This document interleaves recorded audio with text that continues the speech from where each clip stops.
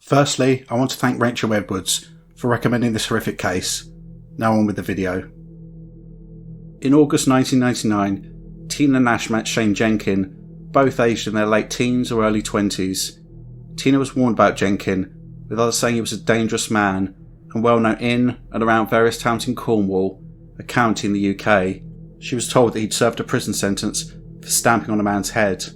Whilst nothing happened at that time, 10 years later, the two met again at a party, and Tina fell for the superficial charm of a violent, psychopathic domestic abuser. Jenkin submitted Tina to a horrifying ordeal over the next 20 months, repeatedly beating and abusing her. And on April the 21st, 2011, he subjected her to one last horrific ordeal, which lasted 12 hours. During this horrific crime, he gouged her eyes with his thumbs, with such force that he destroyed the sight in her right eye, and her left eye ended up dangling out of its socket, resting on her cheek, leaving her completely blind. At the time, this was considered the worst case of domestic violence in the UK. It's a truly horrifying story, compounded by the utter remorselessness of Jenkin, with him trying to blame Tina for his own behaviour. Welcome to Evil Among Us.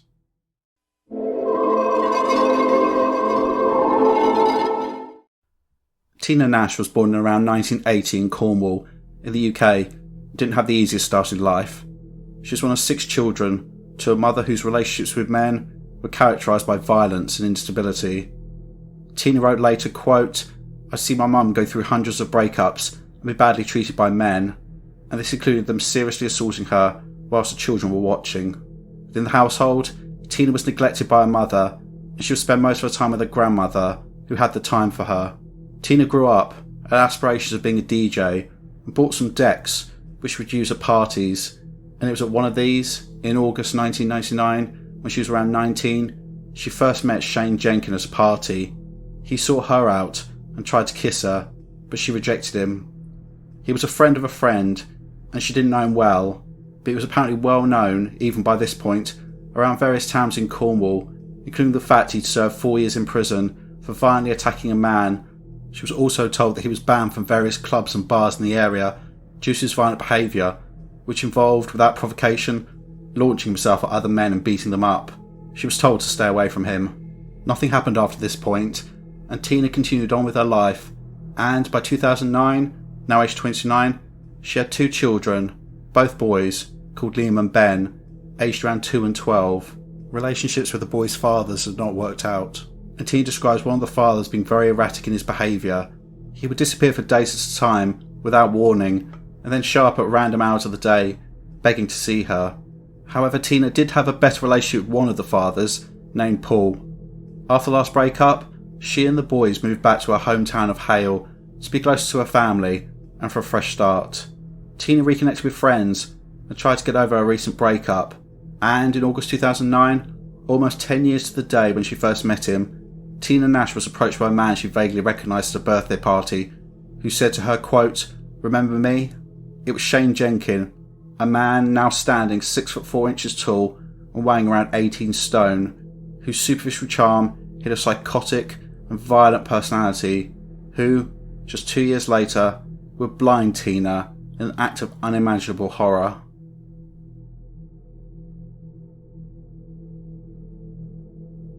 Shane William Jenkin was born in around 1979 in Cornwall.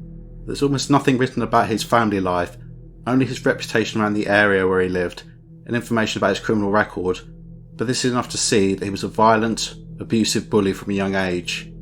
At age 14, Jenkins savagely beat a fellow pupil at school, resulting in them receiving a broken jaw and a scratch to their eye lens. Later that same year, he and an accomplice committed a robbery, and they subjected this person to hours of physical abuse, including kicking them, stamping on their head which caused brain damage, and punching them, as well as cutting them with a knife. In 1997, aged 18, he assaulted 3 people when he punched them in the face. Aged 19, he had busted a police officer who'd been called to a domestic incident where he was reported to have viciously attacked his partner at the time. Aged 20, he punched a man to the floor and kicked him to the head and body, causing a fracture to his skull, facial injuries and broken ribs. He was sent to prison for this last offence, but when he was re-released in the early 2000s, continued on with a string of violent offences. It's important to know that these were just the offences he was arrested and convicted for. He'd often start fights with random strangers, sucker punching people who he believed looked at him the wrong way. Many of these incidents would result in Jenkins simply being thrown out and the victim not wanting the fuss of pursuing police proceedings. He was a man with an explosive temper and had been banned from several pubs in the town of Penzance due to his violence. In 2010, he was banned from all the pubs in the area for 5 years because of his repeated violent behaviour, the final straw being when he punched a doorman in the face and then attacked the police when they arrived. This again was not unusual. The police had to fight Jenkin in order to apprehend him on several occasions. He was a man who despised the authorities. Jenkin got a lot of attention from women, but this also led him to believe that he could have any woman he wanted. He was sexually aggressive and would approach women in pubs and clubs and touch them without their consent, and continued to pursue them even if they made it clear they had no interest in him. He was also violent, cheating relationships. He'd abused at least 2 of his previous partners seriously, imposing his will through violence, and would cheat on women he was with continuously. But if anyone he was in a relationship with challenged him, then God help them. He would use his huge frame to great effect to intimidate and abuse. With regards to his stature, this was the result of steroid use, which contributed to his erratic behaviour, which, as already stated, was characterised by explosive acts of extreme violence. However, there were also rumours flying around that Jenkin regularly walked around with weapons, particularly knives, with him threatening people with these. Also, sometime between 2009 and 2010, he stabbed one of his own dogs to death because it annoyed him. This information outlines a man who believed the rules didn't apply to him. He could act in any way he wanted. If he beat someone up, it was justified, and the police were just standing in his way, hence why he hated them. He had no qualms about use of extreme violence, and would victimise anyone and everyone he wanted, for any reason, in his sick little mind. With regards to women, he was in control. Women were there for him to use and abuse. His girlfriends were expected to follow his rules, but when it came to him, he could act in any way he wanted. So what if I'm being unfaithful? As long as the women I'm seeing aren't, then what's the problem? He was a man who had spent years crafting a mask of superficial charm and caring, which hid the monster beneath. However, despite his outward appearance, all of Jenkins's behaviour stemmed from absolute weakness. He was a pathetic little boy who used violence to appear tough, and he was so afraid of being abandoned that he needed to control those around him. Unfortunately, in 2009, Tina Nash fell under his spell, and he began abusing her almost immediately.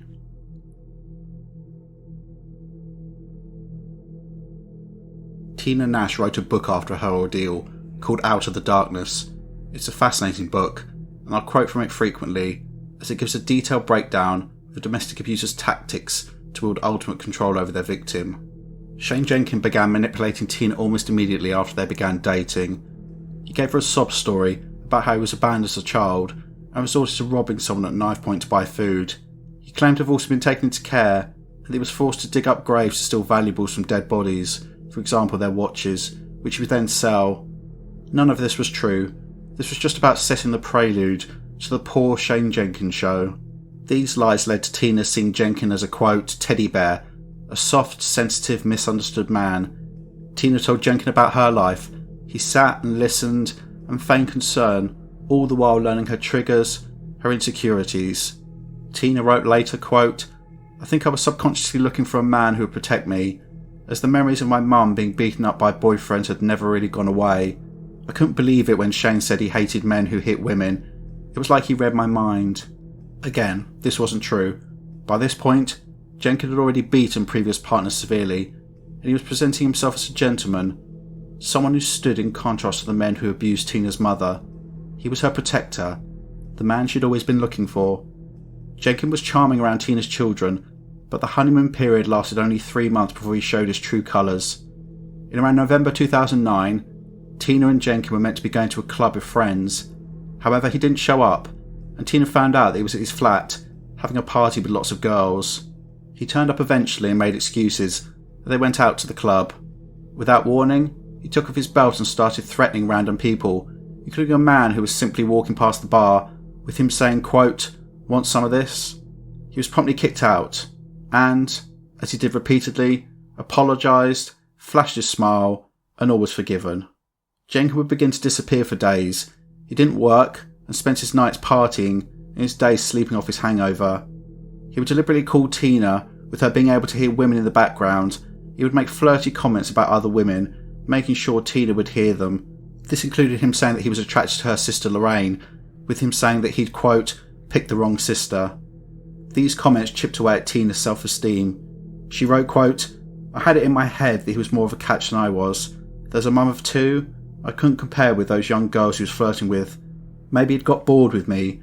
That's why he was out meeting new girls. Soon after their relationship began, Jenkin uttered the words that he clearly knew Tina wanted to hear, and which would solidify his hold over her. He said, quote, I love you.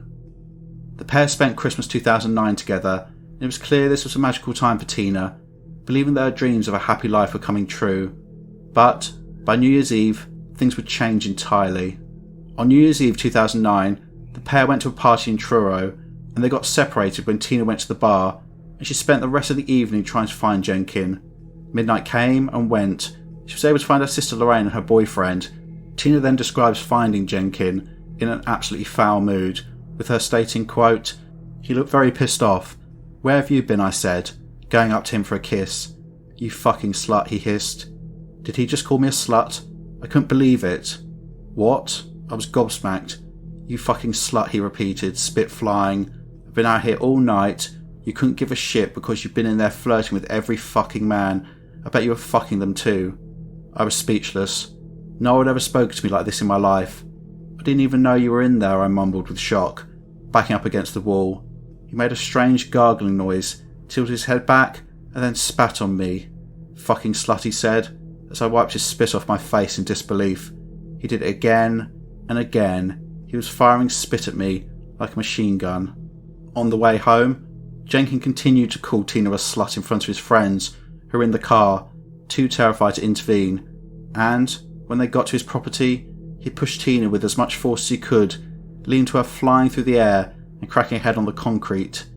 Tina was able to jump into the friend's car and speed away, with Jenkin literally chasing them down the road.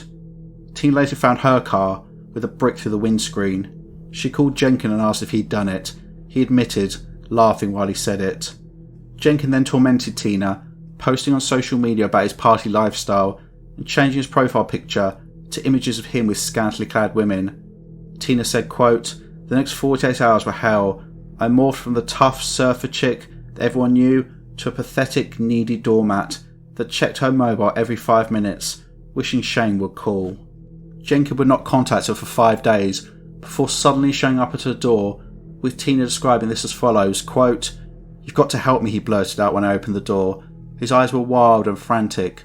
I've got Lithuanians after me, he said, looking over his shoulder up the road. What? I asked. I smashed a whiskey bottle in someone's face, and now they're all after me. His big body was jittery. What had he done? My heart was racing for him. He successfully glossed over his apology with his drama.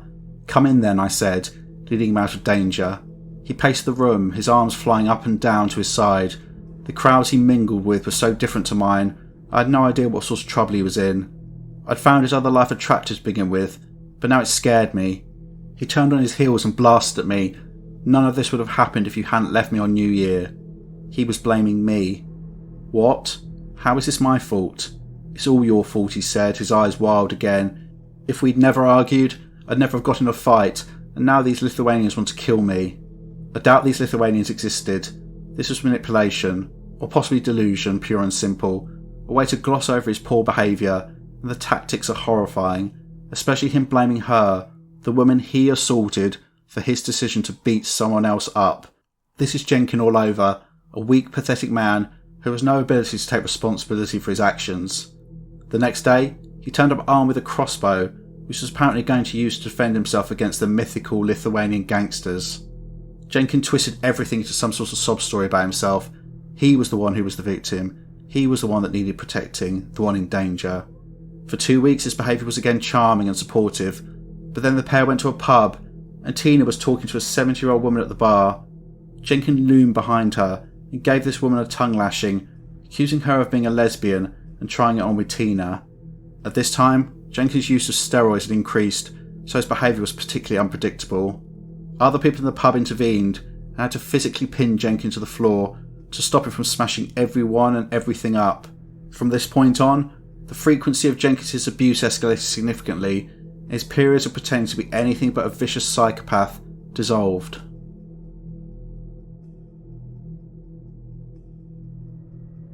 In April 2010, Tina and a friend of hers went out and got very, very drunk. Jenkin was at Tina's house looking after the children. Tina came home with her friend and collapsed on the bed. When she woke up, Tina found that Jenkin had slept with her friend, and she wrote, quote, "A fire lit inside my gut. Enough is enough. No man cheats on me. It was my turn to bound up the stairs full of rage to where Shane was still waiting in my bedroom. I know what's gone on here," I spat. "Get out of my house now," I ordered. Shane's eyes turned black. He looked like a robot about to exterminate someone. Me. Smack. He punched me in the face, sending me into a spin. What the hell? I didn't know what was happening. I turned to face him again. Smack to the other cheek, with all the power of his body. I don't know how I was still standing. Smack around the back of my head. My ear felt like it had exploded. The whole room fell quiet, and all I could hear was myself breathing. I dropped to my knees on my mattress and pulled the duvet cover over my head like a child hiding from a monster. I could hear his footsteps getting closer. I pulled the duvet tightly around me. Please help me, God. Shane ripped the duvet off me and flipped me onto my back. He jumped on top of me and pinned me down with his giant 18-stone body. I looked into his eyes and they were black and emotionless, like the Grim Reaper. He put his thumbs into my eyes, tried to push them into my head. I screamed like a wailing baby. I'd never felt pain like it. The pressure was indescribable. He meant it. He wanted to blind me. It felt like he was there forever, but it was probably 10 seconds before I found the warrior inside me. I called on the strength I used to control those show horses when I was a kid, and kicked him off me. I scrambled to my feet and ran for my bedroom door. Run, Tina, run for your life. I could hear my heart pound in my ears. I wasn't fast enough. Shane pounced on me from behind, lifted me up, and threw me into my kid's bedroom next door. I landed in a heap on the floor, between Ben's bed and Liam's cot. The boys woke up and Liam started crying, while Ben looked terrified. I couldn't move. Every inch of my body felt on fire. I lay there panting, just trying to stay alive. I heard a trickling noise and then the flush of the upstairs toilet. Couldn't believe it. He was taking a piss in the middle of beating the shit out of me. I had to get out of the kids' room. I couldn't let them see him hit me again. I crawled on my hands and knees to the door, and I felt his hands on me again. He lifted me up and chucked me down the stairs. I tumbled all the way down and landed in the hallway like a limp rag doll. I didn't know where I was. The room was spinning. My vision was blurred. All I could feel was intense shooting pain in my fingers. I used the wall to slide back onto my feet, and I stumbled into the living room for help. I held my dislocated thumbs up in front of me. Neighbours that could hear the commotion called the police, and they arrived quickly. Jenkins stood defiant at the front of the house, arms crossed, denying everything, but Tina told them what had happened. Jenkins was arrested and given bail conditions not to contact Tina, but he found ways around this, continuing to chip away at her self-esteem, including sending messages to her sister Lorraine, which he clearly wanted her to see, saying he had a new girlfriend. However, Shane quickly began to worm his way back into Tina's affections, calling her and saying he loved and missed her, and acting as though he'd never beaten her, and he was resolute in this claim. Despite the bail conditions, Jenkin would turn up at Tina's address, and on one of these occasions, she asked him face to face why he'd beaten her, and he said, quote, "I didn't do it. It's all in your head." This is the epitome of gaslighting. Jenkin was literally denying reality, trying to make Tina think she was crazy. And it worked. She began to doubt herself, her recollection of events, her own sanity. She pushed him for an apology. In response, Jenkin launched himself at her and strangled her twice until she lost consciousness.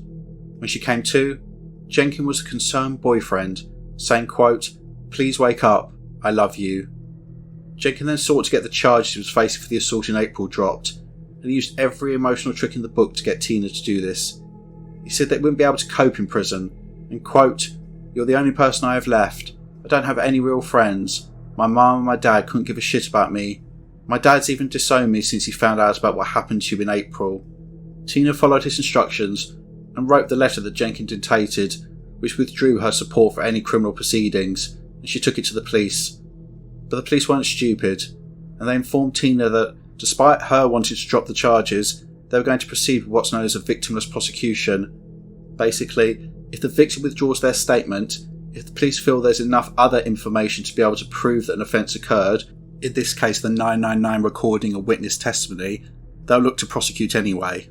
In response to being told this, Jenkin beat Tina severely to punish her for her lack of effort. Remember, this is a man who never beats women. The beatings became more frequent and more severe. Jenkin revelled in violence and would often sit for hours watching horror movies, forcing Tina to watch them with him. There was one particular scene he appeared to love, one from the film 28 Weeks Later, a movie about the aftermath of a virus that infects London.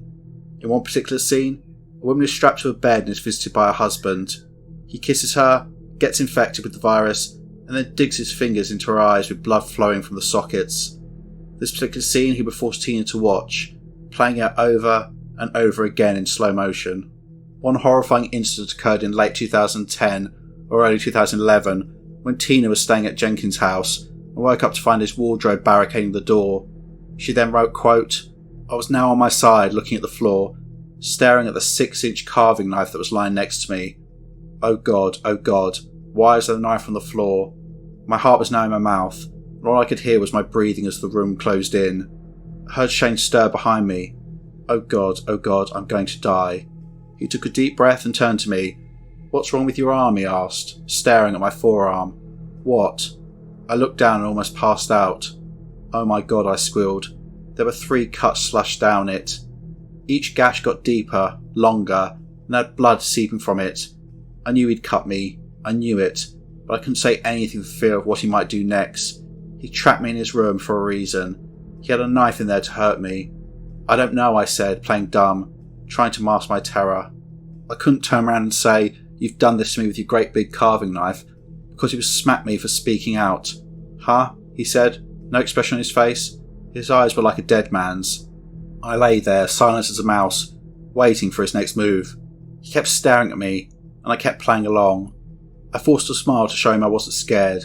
It felt insane to be pretending that waking up with a shredded arm and a wardrobe in front of the door was normal, but I had to. I was terrified of him. Shane eventually peeled himself off his mattress and yanked the wardrobe back with his big, tattooed arms. He strolled to the bathroom, while I shook like a leaf under the covers. Tina describes pretending everything was alright, and Jenkins's complete lack of any sort of emotional regret, with him saying that he could, quote, "murder a fry-up," whilst acting like absolutely nothing had happened. Tina endured months and months of this behaviour. Jenkin would violently abuse her, including repeatedly punching her, strangling her, and trying to attack her eyes, with her ending up in hospital at least twice, and police attending again and again and again, but she was too scared to tell them what was actually happening. Jenkin would literally claim that nothing had happened, or, if it did happen, it was her fault, before then turning on the charm and begging her for another chance, saying that she was all he had in the world, before switching again and the cycle repeating. He would sometimes disappear for days at a time, leaving Tina confused, scared, unloved and abandoned. She was also becoming isolated from her family. They hated Jenkin and could not understand why Tina was taking him back. She avoided them due to the shame of what was going on. She knew this wasn't right, but she was under his control. He was inside her head, a master manipulator. Tina later wrote about how being in this nightmare affected her, with her sister Lorraine stating, quote, "You can do so much better, teen," she said, softening, pulling me in for a hug.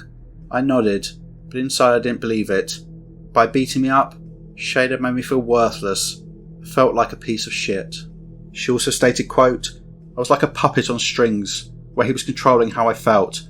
One minute I was terrified, the next I was feeling protected and loved." Jenkin had destroyed the woman she was, and moulded Tina into a shadow of her former self. He had no remorse, no empathy, and was willing to use extreme acts of violence towards her whenever he sensed any dissent, or even suspected she was trying to break away from his control. He was on bail this entire time for the offence in April 2010, and kept breaching it, and eventually the police and courts had had enough of him. In early 2011 he was arrested, this time remanded into prison to await his day in court on the 14th of February 2011.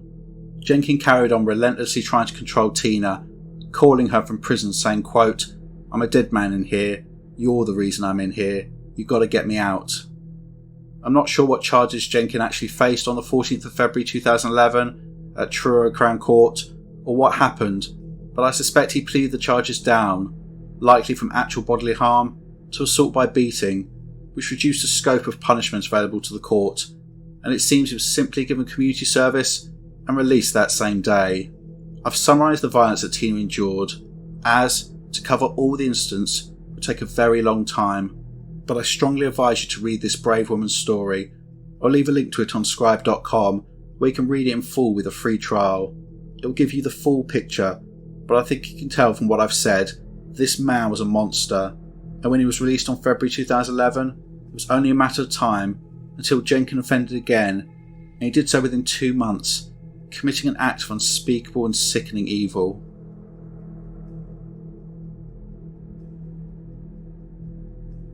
Tina woke up on Thursday, April the 21st, 2011, unaware it would be the last time she would see sunlight, the world around her, the face of her children, Ben, by this point aged 14, and Liam, who was aged 4 years old. During the day, she spent time with her sister Lorraine, but she had left before Jenkin arrived back from community service in the afternoon. He was in a mood. This was a man who felt he should never suffer the consequence of his actions. The children returned home, and Tina and Jenkin spent time in the garden. Her new neighbours popped their head over the fence and introduced themselves, and they all sat socialising. The children were put to bed, and Tina carried on speaking to the neighbours. At one point, she went upstairs to check on the children. She heard Jenkin explain to the neighbour that he'd been prescribed Valium by the doctor to help him sleep, and he was offering them some.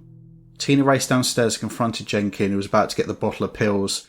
She remonstrated him, saying that she'd just got social services off her back, inevitably because of his behaviour, and she didn't want anything else flagged up to them, including him offering their neighbours prescription drugs. This conversation was the last thing that Tina remembers. Tina then writes about coming to, lying on the bed, quote, "I woke up across the bed, my legs dangling off the end. What the hell? I tried to get up but couldn't move. I wriggled, but I felt like a caterpillar in a cocoon. I wriggled again, but my arms were trapped by my sides and something was covering my face. What's happening? Why can't I move? Why can't I see? Next thing I knew, 2 hands were clasped around my neck, strangling me, squeezing until my head felt like it was going to explode. I passed out. I came around gasping. I couldn't breathe, I couldn't move, I couldn't scream for help. Big hands were back around my neck, throttling me through the duvet. I was squeezing and thrashing from left to right, trying to free my hands. The grip tightened, and I passed out. I came round for the 3rd time and realised what was going on. My boyfriend, Shane, was killing me. He started strangling me again, and I had an out-of-body experience. I thought I could see my neighbours screaming at him to stop. I thought I was going to be saved. I passed out again. I came around the 4th time to the sound of gargling, the horrible sound of someone taking their last breath. Then I realised it was me. I'm dead. I'm dead. I was about to pass out for what would have been the final time, but I found some superhero strength and stretched my right leg to push against the box by my head. I managed to leave my body up the bed and my head out of the duvet. I managed to whisper a few words to save my life. "I'm sorry, Shane. I love you." He stopped in his tracks, just like all the times before. There was an eerie silence, like the build-up in a horror film. Then he ripped the duvet off, spinning me out of the bed, and began to shout, "Your eye is hanging out of your fucking head. You're blind. You're never going to see your kids again. I'm getting 20 years for this." I was in shock. I couldn't absorb his words or feel any pain. I sat up and reached my hand to my face, and I felt my eyeball hanging halfway down my cheek. I traced my fingers across my face, and my other eye was swollen to the size of a tennis ball, sticking out of my head. The entire time I was under the duvet, I had no idea my eyes were gouged out. I felt my eye again, cradling it with my fingers. Oh my god, my eye. He shouted again, "It's all your fault." Every time he screamed at me, I touched my slippery eyeball, like I couldn't believe it was real. "Please, Shane," I begged. "Please let me and the kids go." He ignored me. I sat trembling in just my strapless bra, wrapped around my waist, listening to his ranting for more than an hour, trying to guess where he was. Then his brutal hands came down on me and scooped me up. I was helpless. "Where are you taking me?" I whimpered. He didn't say a word. Then he dropped me like a sack of potatoes in my bath. My head went underwater, and I came up gasping to the surface. He's going to drown me. I'm dead. The cold water went to my nerves, and the pain shot through my body like an electric current. My eyes felt like someone had stuck a red-hot poker in them. My body felt like someone had ripped out my soul. I threw up all over myself again and again. I felt Shane's hands grip my wrists and yanked me out onto my feet. I wobbled in the darkness, for I felt all my body functions go. It was the most degrading moment of my life. It's all your fault, he shouted. All this is your fault. I was sick again. For the next 12 hours, Tina was held hostage by Jenkin. The children asleep in their room, with him repeating over and over and over again, quote, "It's all your fault." Tina begged for an ambulance to be called, and then asked for people she knew close by to be called. One of these was her former partner, the father of one of the children, Paul. Jenkins seemed more amenable to someone not linked to the authorities being called, and, on the morning of Friday the 22nd of April 2011, he allowed Tina's oldest child, Ben, to go to his grandmother's house a short distance away and borrow her phone to call Paul. This was due to neither Jenkin or Tina having credit on their own devices. Ben was given a warning before he left that he wasn't to tell anyone anything. Ben returned home with the mobile, having already dialed Paul, and pressed it to his mother's head. Paul was obviously confused and alarmed by the clear distress in Tina's voice, and he said he was coming over. Tina wrote, quote, "Paul must have driven like lightning. He was knocking at my door 10 minutes later.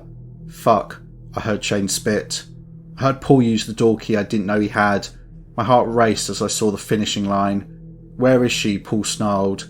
He ran upstairs as Shane trailed after him, whimpering pathetically. "Two girls beat her up behind the co-op," he said limply. Paul stormed into the boy's room and scooped Liam into his arms. "Oh God, please don't bring Liam in here." It was too late. "Oh my God," Liam shouted. I turned to hide my face from Liam and felt my eye fall on the bed. Liam started screaming. "I'm ringing an ambulance," Paul shouted as he ran downstairs with Liam in his arms. I was gasping for water again. I shimmied myself to the edge of the bed. I could feel Shane staring at me. I just didn't know where he was. I reached my hands out in front of me as I shuffled to the door. I could smell him. I was getting close. Then my fingers touched his chest. He was guarding my door. He smelt of fear. There was no way he would finish me off with Paul in the house. I pushed forward and he backed off, like the coward he really was. A bum shuffled down the stairs. I heard the ambulance siren. I was safe. The surgeons at the hospital couldn't save my left eye. I knew it was gone. It had been hanging out of my head for more than 20 hours by the time they operated, and there was nothing left but a dry, shriveled ball. But I was certain my right eye was going to be okay. I thought, I'm going to see my kids again. It was the moment of truth. My heart was beating in my mouth as the doctor unwrapped the bandage round my eyes. He lifted my swollen face and rested my chin on a machine that felt like a telescope. I touched my eye. It was still as big as a tennis ball. He said, "I'm going to shine the light into your eyes. Tell me if you see anything. Please God, please God." I waited for the light, but it was already shining. "Can you see it?" No. Unfortunately, Tina's right eye could not be saved. She was completely blind. She wrote about this horrifying experience, stating, quote, "Having your sight snatched away from you is like a living hell. Every day I woke up in hospital, hoping this would be the day that I'd see the light from the doctor's telescope. But every day my dreams were shattered, as all I could see was eternal darkness. And by the evening, I wanted to tear my hair out because the blackness had become too much to bear. I couldn't close my eyelids to rest. Often, I didn't know whether I was awake or asleep. I felt like I'd been buried alive." Tina fell into a depression, wishing that Jenkin had killed her and hoping that someone would put her out of her misery. But this absolute champion fought. She was soon discharged from hospital and moved into her sister Lorraine's house. The boys spent the days with her and the evenings with Paul, and she was determined to prove to social services that she could cope. So she began to rebuild, working out the layout of Lorraine's house, bumping into things and getting lost, but never giving up. She learned to do things again in a world of darkness. Her family and friends pulled together. They were constantly around her, treating her like normal, sharing gossip to counter the horrific situation she was in. And it was working. Tina was showing the strong woman she was, the one that Jenkin had tried so hard to destroy.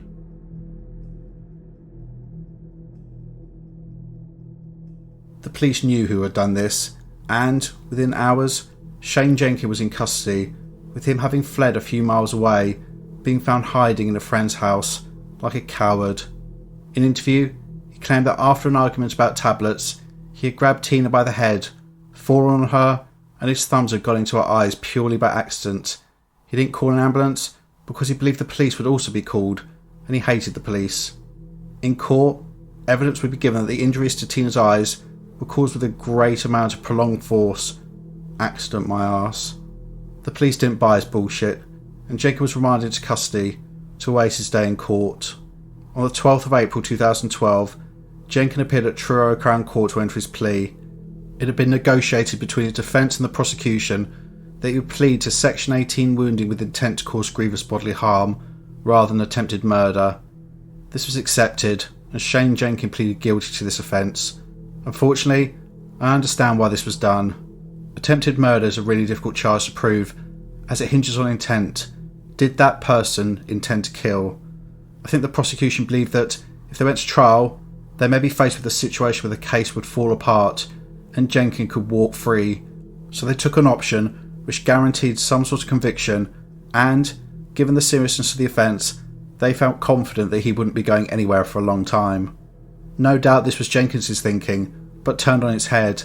He likely believed if he went to trial, he'd get convicted, and so pleaded to a lesser charge, meaning he would get credit for a guilty plea and less jail time.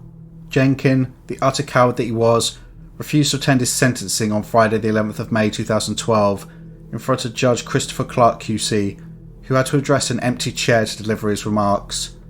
In contrast to his cowardice, Tina Nash attended court at every appearance. Judge Clark described Jenkins's crime as a, quote, barbaric act involving extreme violence. He said, with regards to Tina, that she had, quote, lost the precious gift of sight. She will never again be able to see her family, her friends, or the beautiful coast and countryside of this country. It's almost impossible to imagine the despair and distress Miss Nash must feel at never being able to watch her two sons grow up.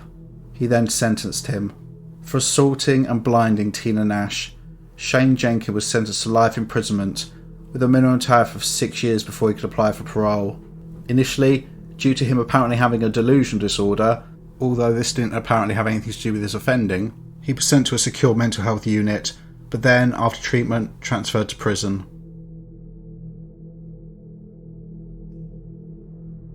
The horror of this crime led to a lot of media attention, including the case being publicised in the Mirror newspaper after the sentencing in May 2012. Journalists at the Mirror were surprised when, days later, in response to their article, they received a phone call from Jenkin, who introduced himself as, quote, Shane Jenkin, the one that, about the eye gouging. He had called apparently to set the record straight, saying, quote, I saw her story in the Daily Mirror. I want people to know it wasn't just me. We were drinking with the neighbours. It was late. We were drinking all afternoon. We were all smoking weed. And when that ran out, I just offered them a couple of my tablets. Sleeping tablets. They were my medication tablets. Tina wasn't happy with that. Then, she went in a bad mood. I'm not the one that started the fight. I tried my best to calm her down. She was throwing her fists at me. She was just going for me. When I thought the neighbours were going to ring the police, that's when I went nuts. I lost the plot. I just panicked, and then I strangled her, because she was shouting. I didn't start the whole thing that night. She's the one that attacked me. I'm not as evil as everyone has made out. I'm actually really chilled. I'm caring. I look after people. Do you know what I mean? I'm an outgoing person. Sickeningly, Jenkin tried to claim that he had helped Tina, with him saying, quote, I tried to get help straight away. I rang my mate's phone twice, but it was off. But he admitted not calling an ambulance because, quote, I'm paranoid about the police. I thought they were following me. I got an issue with them. I didn't ring the ambulance because I thought the police would turn up. Jenkins spent more time complaining that he didn't have a TV in his room in the psychiatric hospital he was in at the time than he did raising concern about Tina. Obviously, Jenkins was trying to control the narrative, trying to blame the woman he abused mercilessly for his own behaviour. He wants you to believe that he is the victim in all of this. Yes, he attacked her. It was only because she attacked him first. No one is acknowledging that the poor 6'4", 18-stone man was powerless against the 5'5" woman who tipped the scales at around 10 stone. He had no choice but to beat Tina to within an inch of her life and destroy her sight. But remember, he's misunderstood. He's a really caring person. Oh, and don't forget, he never beats women. If Jenkin thought he was going to get sympathy, I think he misjudged the situation, as in the reporting of his call, he was called, quote, the maniac, and his tone described as, quote, sounding like a pathetic schoolboy caught fighting. He bleated in a phone call to the Mirror. So where is Shane Jenkin now? Still under lock and key. Despite being eligible for release from around 2018, it was reported in August 2022 that he'd been denied parole for the 6th time, with probation, psychologists and prison staff all refusing to recommend his release or a move to a less restricted environment. Reading between the lines, clearly, over 10 years since this horrific crime, Jenkin is still considered to be too dangerous to be released.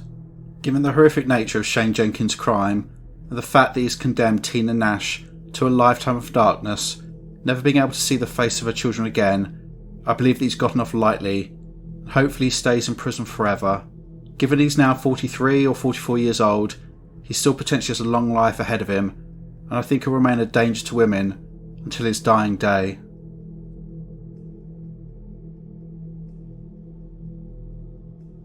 I want to combine two things in this section, beginning with going back to a real sore point of mine: people who make uninformed judgments about domestic abuse, blaming the victim for what happened to them. To illustrate this, I want to read from a horrific online article I found, commenting on Tina's book, with the tagline, quote, into darkness when the victim isn't blameless, so you can see where this is going.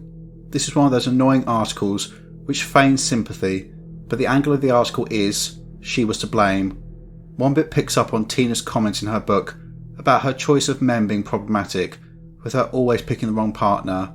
The author, idiot, writes, quote, it is obvious that the suitability of men to be fathers to her children arose for her neither before nor after their births, because she deemed fathers inessential or even useless, as economically they obviously were, given her likely financial support from the state. This is why her choice in men left a lot to be desired. Nothing of long-term significance for her hung on it, or seemed to hang on it, so that the only criterion of choice was immediate attraction, commonly known as lust. If her choice in men left a lot to be desired, her choice in men was made by desiring a lot. Lust is a nearly universal human experience. What is new is the complete loss of awareness of its status as a cardinal sin, and of the disastrous consequences likely to follow when it becomes the principal guide of action. But Nash lived in a world in which, thanks to state support, there was little other guide in this important area of life, or, at any rate, none more important. Lust would eventually put her eyes out. Lust would eventually put out her eyes. Fuck you. Shane Jenkin did that, not her. What a pretentious pile of fucking bullshit. Sorry, just get really angry with things like this. Do you know why Tina kept making the wrong decisions about men in her life? Because she was raised watching men beat her mother.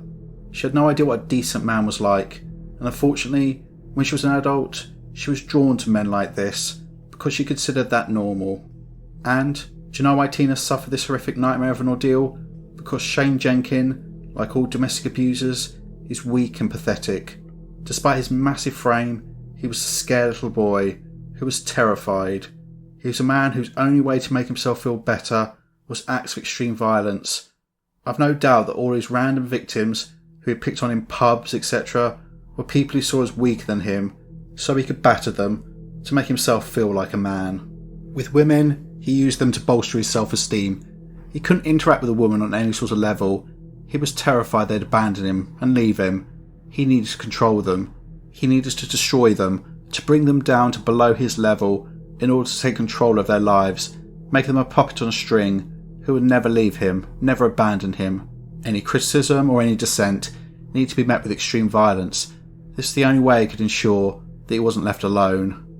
I've no doubt he was like a shark seeking out a victim. He knew Tina was a single mother, trying to get over a breakup, and presented himself as her knight in shining armour. He's a man so weak that he's pathologically incapable of admitting any fault and blames everyone else for his own actions, including Tina, for the fact that he blinded her. Hell, he was too much of a coward to even turn up to his own sentencing. I'm so angry about this article. It's basically calling her a sponge off the state who was obsessed with sex. In a roundabout way, it's saying she got what was coming to her. Instead, from what I've read, and I've read her entire book, and I'd advise you to do the same, Tina Nash is an incredibly brave woman, a woman who suffered an attack that I think is one of the worst things I've ever read about. But instead of curling up into a ball and hiding from the world or ending her life, she got up every day and carried on, attending court so the coward who had blinded her could see her. A woman who wrote a book to try and raise awareness of the horrific nature of domestic violence, who describes the utter mindfuck this type of abuse really is, with her falling into the hands of a master manipulator who used various tactics including emotional abuse, physical violence, withdrawing affection, gaslighting, in order to turn her into a woman she didn't recognise, who was making decisions and acting in a way that she never thought she would. Unfortunately, in 2013, Tina was again the victim of abuse from her new partner, Roland Ali, who was jailed for beating her. No doubt the prick who wrote the article I read out would say she deserved this. However, I think it shows the pathetic nature of the abusers and their predatory nature. No doubt her blindness and the trauma she was suffering was seen as an opportunity for this man, who swooped in and began to try and control her. In my opinion, this says far more about the man who had beat up a blind woman than it says about Tina. I haven't seen any updates on Tina recently. She's still alive, I know that much, and I hope that she's continuing to thrive, continuing to bravely carry on, and has found a man that is truly worthy of her.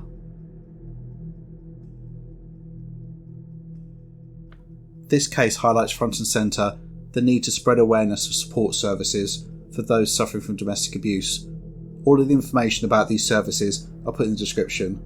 In the UK, a great place to start for advice and help, especially with escaping an abusive relationship, is to call the National Domestic Abuse Helpline 24 hours a day on 0808 2000 247. Also, Women's Aid is an amazing organisation that offers advice and practical support, and they can be found at www.womensaid.org.uk. The website has lots of information, as well as a live chat function, which is active between 8am and 6pm Monday to Friday, and 10am to 6pm at the weekend. There's an option you can click on the website, which quickly takes you to a Google home screen if you need to hide what you're doing from your abuser. In the UK, a great service for men is the Men's Advice Line run by Respect. You can contact them in various ways. You can speak to an advisor between 10am and 5pm Monday to Friday on 0808 801 0327. You can also email them on info@mensadviceline.org.uk, with a response being received sometime between Monday to Friday 9am to 5pm. Also, they have a web chat function, which is available through the website on a Wednesday between 10am and 11:30am, and a Thursday between 2pm and 4pm.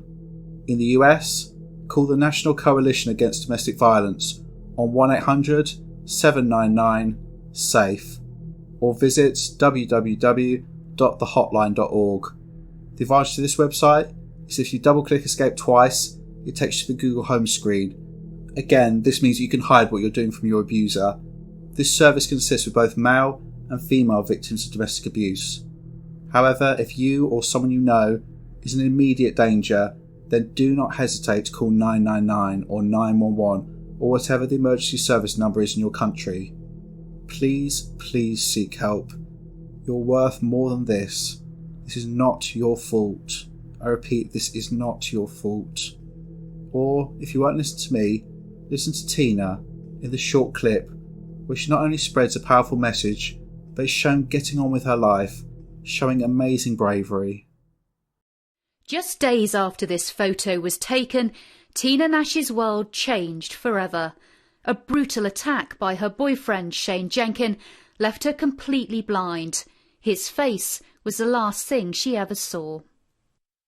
It's like I feel like a ghost. I can hear everyone around me, but I can't even see my own hand in front of my face. I can't even, when I hear my kids, I can't, I can't see their faces. 18 months on, she invited me to her home in Cornwall, where she looks after her 2 sons. This month she had reconstructive surgery to implant prosthetic eyes. Although she will never be able to see again, it has boosted her confidence. Yeah, I'm just looking forward to life, really. I didn't think I'd be saying that last year, but, you know, look at me now. And you've been campaigning to help other victims, haven't you? Yeah. I want to raise awareness, because if I can stop anyone else going through what I'm going through right now, then, you know, I'm doing a good job, because I wouldn't wish this on my worst enemy. Do you feel you've turned a corner now? I feel I've got my energy back. I feel healthy inside. I feel better than ever. Tina suggested going for a walk with her son Ben to show how independent she is now. How does it feel to be out? Feels amazing, just makes me feel alive. Yeah, and just I can smell that sea air, and you know, I plan to do more of this next year. She's got a lot of courage. She can get through a lot of stuff. Are you proud of her? Yeah, really proud. And Tina's progress has amazed the police officers who have supported her. Oh, she's been brilliant. I mean, she's done so much in such a short time, considering sort of, you know, when it happened and the injuries she sustained and sort of the emotional sort of trauma she went through. She's come so far and has been amazing. She really has, and done so much. And she often says that she's done a lot of things now that she wouldn't have done when she had her sight. So she's really overcome a lot of obstacles.